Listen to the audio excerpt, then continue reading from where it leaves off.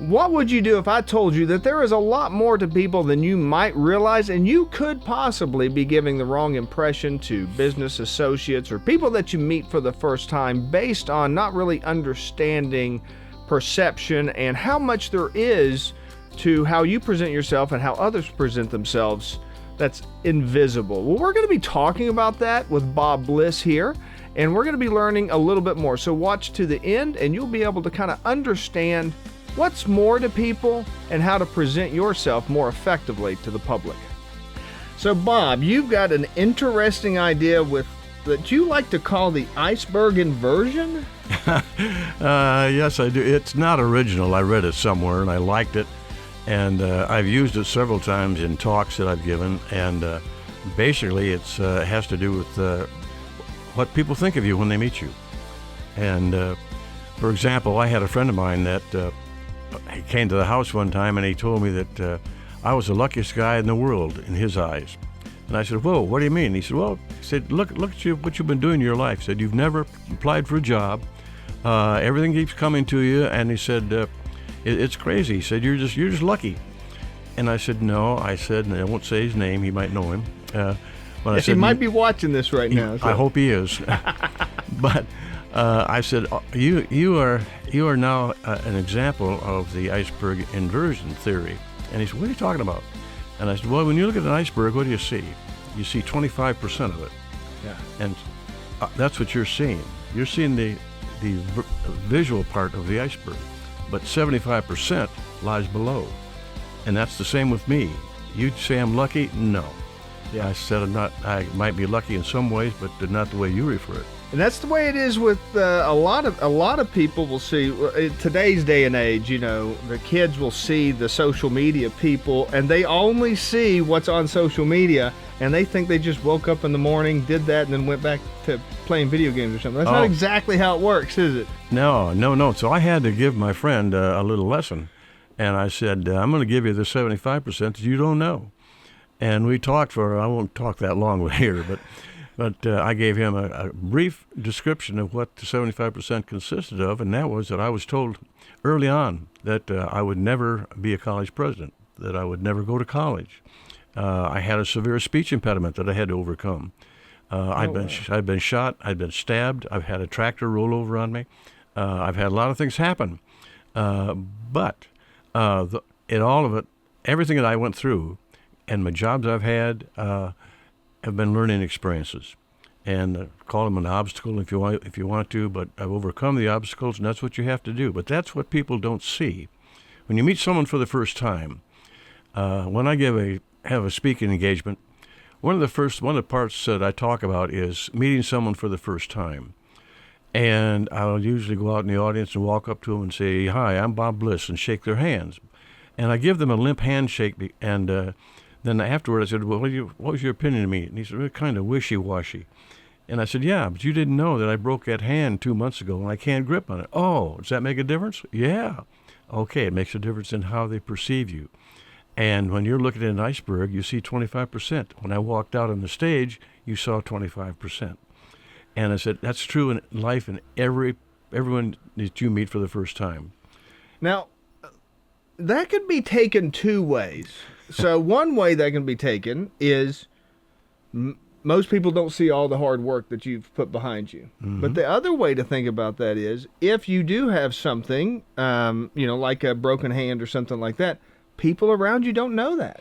That's true. So your first impression could be off to a terrible start if you don't take that into account, right? That's exactly right. And the impression that they have when you walk out on stage for the first time or they meet you for the first time, they make that first impression based upon a multitude of items that they look at. It might be the way you're dressed, it might be the way you talk, it might be the way you walk, it might be what you're dressing, it could be any number of combination of things that they decide, okay, I'm going to like this guy or I'm not going to like this guy. And it changes as you speak, as you meet with them. It changes. It can be for the worse, too. You're not saying what they want to hear. Okay, they don't agree with it. That's okay. You don't have to agree with everything I say. But it factors into the image they have of you. Sure. Now, am I the luckiest guy in the world? No. Have I been fortunate in my life? Yeah, you bet. But there's 75% that was a lot harder than the other part. Hey, sorry to interrupt Bob here for just a quick second, but if you are looking to get more attention on your business so that you can grow your brand and, ultimately generate more revenue, I'd be happy to answer any of your questions with getting attention here on modern digital platforms. Just give me a call, shoot me a text at 304-853-5522, and I will be happy to help you out with that. Now, back to Bob.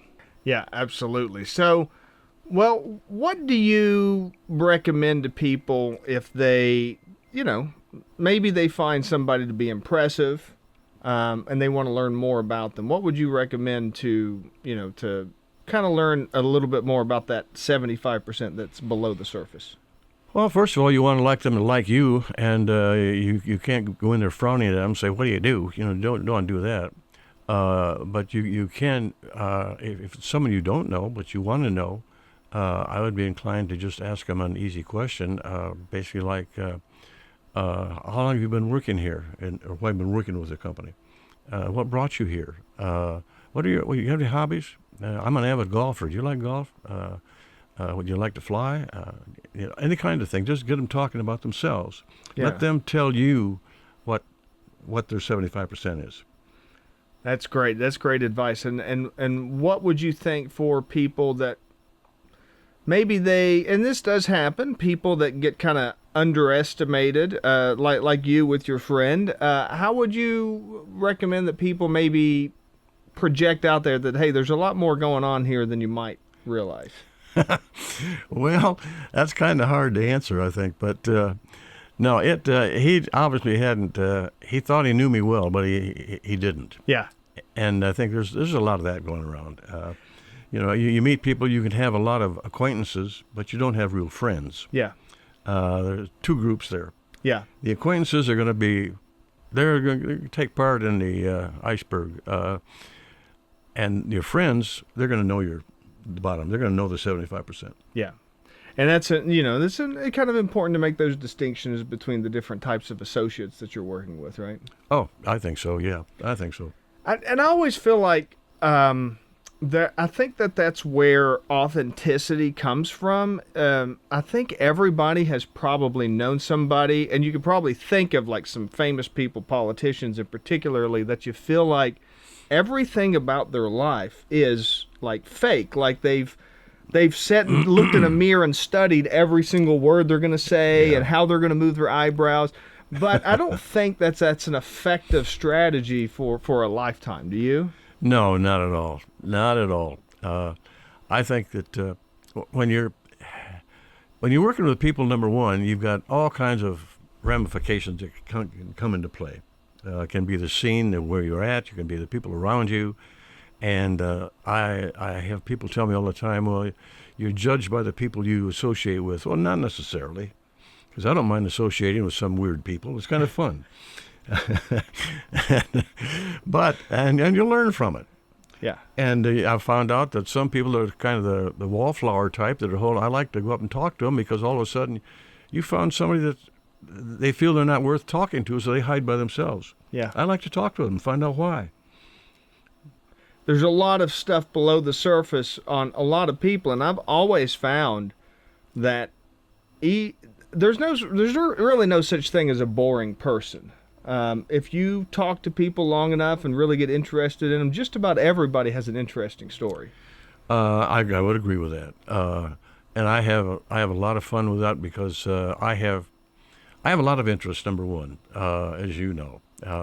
I'm an avid golfer. I meet a lot of people on the golf course, good, bad, and indifferent on the golf course. Well, you learn a little bit about people and how they respond to situations during a golf game, right? Well, yeah, I was going to tell you, I played in a golf tournament several years ago at Berry Hills, and I was placed in a golf cart with a gentleman who should be nameless right now, because he's still alive and living and doing well. But we had just met in the golf cart, and we started playing golf, and we played about, 3 or 4 holes, and he said, what do you do? And I told him, I said, I'm a consultant right now in business. Oh, he said, really? He said, well, how do you tell about a person? Does golf play anything about it? And I said, yeah. I said, golf tells me a lot about somebody.